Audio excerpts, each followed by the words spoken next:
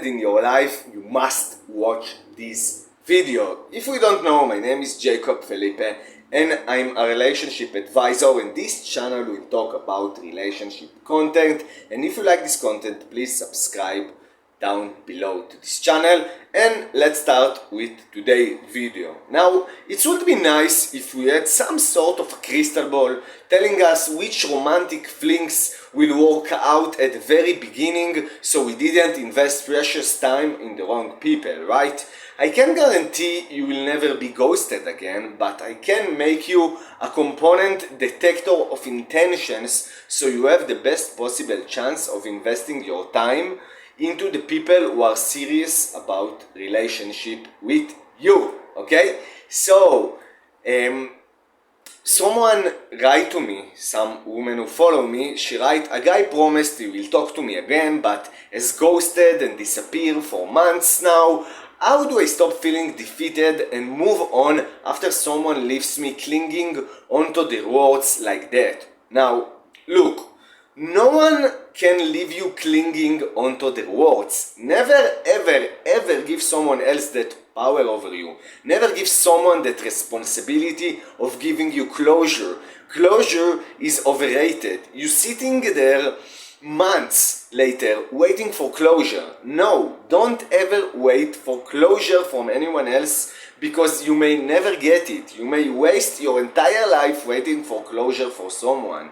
Why did they do that? Why would they just disappear? Why would they break my heart? Why did they do what they did even though they said they have completely different intentions? Why did they do this instead? Okay? And all this. Never ever wait for someone else's closure. Okay? What you have to do is give yourself closure. Give yourself that closure. Okay? You know what?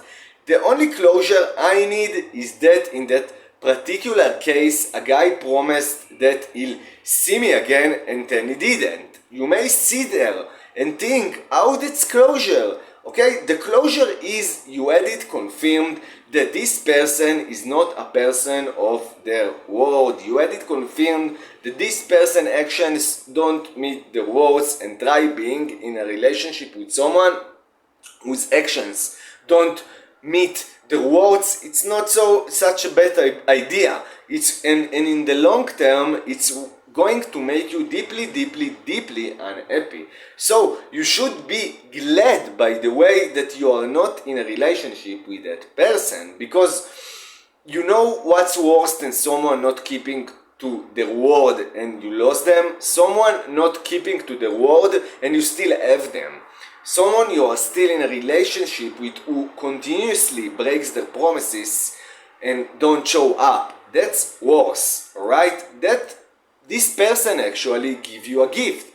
This person showed you they weren't who they say they were, or that their intention weren't that they stated, and has now given you the gift of moving on and meeting somebody else. But you can only give yourself that gift at the end of the day, because if you're sitting there waiting for closure or clinging onto something that someone said, going, but what's happened? The reality didn't match what they said, then that's the reality for this person. Doesn't mean what they say, and that you are lucky to have them out of your life.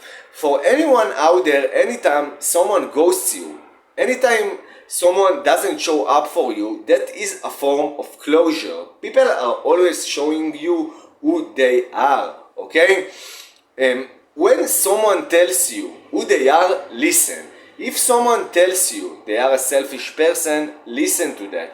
If someone tells you they are a workaholic and they are never going to have any time for you, listen to that. Don't ignore the things people tell you, and don't ignore what you see. If someone telling you something but their action doesn't match it, so don't ignore their actions as well.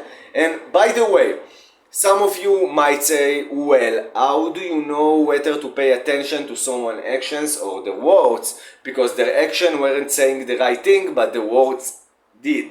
Okay? So, well, here is an interesting scenario. Well, firstly, when someone is telling you lots of lovely things but their action doesn't match that, it's their action you should pay attention to. I'll repeat this because I'm about to flip it. So watch this. So you are going to remember this for the rest of your life, and it's something really fascinating. If someone is telling you, I love you, I want you, this and that, blah blah blah, but they are not actually investing in you, so yes, watch for their action and not the word, because action matter more in this case. But what about a situation where someone is doing all the right things with their action, almost playing as if they were your boyfriend, showing up, spending time with you, doing all these things that you would think someone would do if they were really into you, but they tell you, I don't want a relationship. So you say maybe,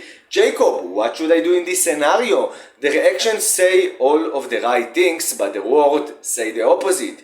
So you say pay attention to their action, not to the words, but their actions say the right things, okay? Here is the catch. I want you to remember this rule because it may sound a little complicated, but it's not. It's actually very simple, okay? I want you to pay attention to someone's actions more than their words, unless they are telling you something that is inconvenient for them to say. Now imagine a ad about pharmacy, about medical. Now the medical ads in the United States are very hilarious. You watch 3 minutes of 2 old people who used to have back pain, who are now skipping in a meadow, feeling fine, feeling great, dancing away, and it tells you about all the ways this pill rhythm of their back pain. Now, at the end, as quickly as they can possibly say it, they tell you all of the ways that this pill is going to make you depressed and unhappy, how it's going to give you suicidal tendencies, how it might create a massive rash all over your body, how you are going to have constant nausea, all of these things that the pill might do to you, but they say it very quickly at the end.